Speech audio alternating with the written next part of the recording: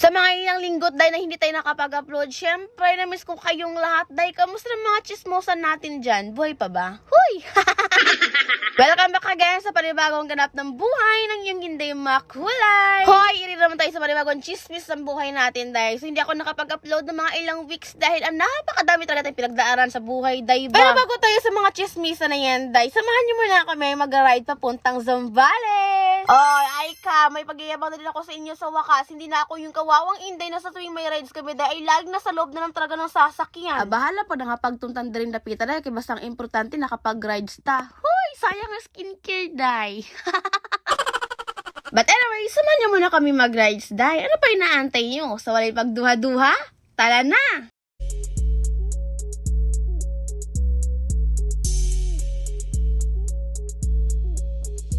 Timbuko Timbuko Timbuko Timbuko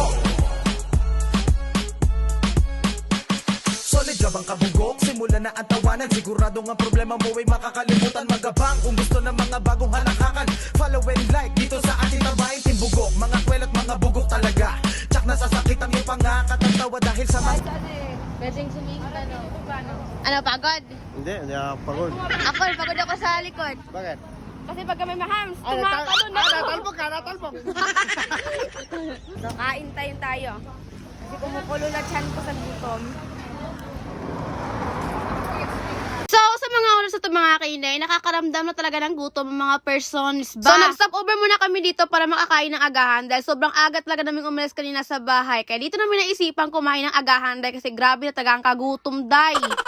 Kita niyo ang bundok na yan. Malamang ligod mabuta, di ba? So, ang bundok na yan, day, tinatawag na New Zealand dito sa Zambales, day. So, dyan kami mapapadpad mamaya. Loko. Nas Pilipinas na kami nag-rides, day. Pero punta kami sa ibang bansa. New Zealand ba naman? Aba, syempre, pagkatapos namin kumain, day, sugod ulit tayo ngayon sa pagbabiyahe, day. Wala talagang susuko sa pamilyang to, day. So, dito nga pala kami ngayon pupunta sa Mapanuepe Lake, New Zealand. Yeah. Ilang oras ang biyahe pa doon? Kulang naman, wala isang oras. Wala pa isang oras. Tagal yun na. Tagal yun! Kahit big bike, kaya. Oh? Kaya pa lang big bike. Ere naman pala akong chismis, day. Hindi ka pala pwede makapunta dun sa Mapanuepe Lake, day, kung wala kang kasamang tour guide. Dahil sa sobrang dami na talaga ng daanan dito, kaya hindi mo malalaman kung saan ka talaga dadaan papunta sa puso niya. Hoy! Kaya sinamahan kami dito ng isang tour guide para makapunta dun sa papuntahan naming Mapanuepe Lake. Pero dahil isang oras ng biyahe namin, nagulat ako sa nakikita ko. Ano ba to? Desert. Shock, dahil nagulat talaga kaming lahat dito. Dahil nung nakita namin yung dinadaanan namin para kami dumaan sa disyerto, day. Pagdating nga pala namin dito sa bundok, day, ay hinarangan kami. Hindi pala kami na-inform na may checkpoint pala dito. Kaloka kayo. So, kailangan nga pala namin dito magbayad bago kami makapag-proceed, day. So, may entrance pala dito. So, isang oras pa daw yung biyahe namin dito bago kami makakapunta doon sa Mapanuepe Lake. Alam nyo ba na ang Mapanuepe Lake ay may isang history? Sa mga nakakaalam dyan kung ano yung Mapanuepe Lake, alam nyo na ang kwento dito. Pero sa mga taong hindi pa nakakaalam, sige, ikwento ko sa inyo. Malamang. Ismosa kayo eh. Aba, syempre, day, bago ko ikwento sa inyo yan, tignan nyo muna yung paghihirap na dinanas namin dito, day, bago kami makapunta doon sa Mapanuepe Lake. Naku po. Naku po.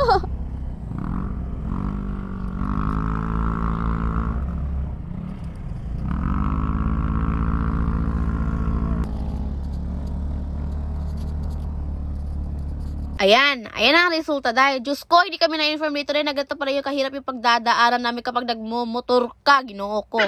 Pero wala pa rin susuko sa pamilyang to, day, kaya laban. Sige, laban! Nasa Africa kami! Kahit puta. Ayan na, tulak! Ma!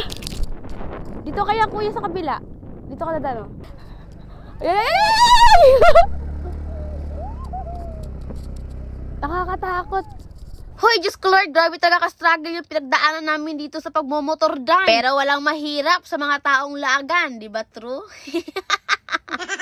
But anyways mga kainay, back na tayo dun sa history na sinasabi ko kanina. Kasi yung Mapa Nueve Pilicday, may story kasi yan. Para malaman ng iba day, yung Mapa Nueve Pilicday, napakalawak na lugar dati yan. Pero nung pumutok ang Mount Pinatubo noong 1991, kung hindi ako nagkakamali, ang lugar na to ay nawasak at nawala. Lumubog ang lugar na to dahil sa pangyayaring iyon. Ang tanging makikita mo na lamang ngayon dito ay yung pinakatuktok ng simbahan.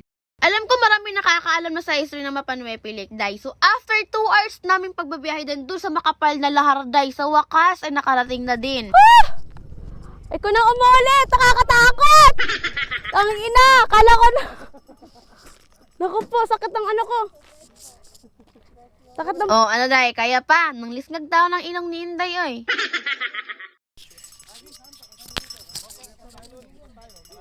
Na ito lang pala.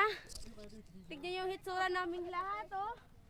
At sa wakas, dahil nakahinga din ako ng malalim dito, dahil ayan na ang Mapa Nueve Pilicday. Lahat ng pinagpaguran namin at dinanas namin paglalakbay habang nagmamotor doon sa napakakapal na laharday. Pero sulit din pala yung hirap, pawis, init at yung mga lahar na nakakain namin sa sobrang kapal na day. Nung nakita na namin yung Mapa Nueve Pilicday, grabe na wala talaga lahat ng pagod namin dito, day. Isanay na po kayo eh. Kami una pa lang. Unang sabak. Unang sabak sa laban. Tara kuya, lipat tayo. Tara, doon tayo. So lipat daw kami guys. Yung cellphone ko, kapalang ano. Day, paano ako tayo? Ang itsura ko guys. Bales, beach na. Ayan, di ba kagustuhan nyo to ha? Si Ate nga, tabay talaga ni Ate Adeng. Hindi na tatakot.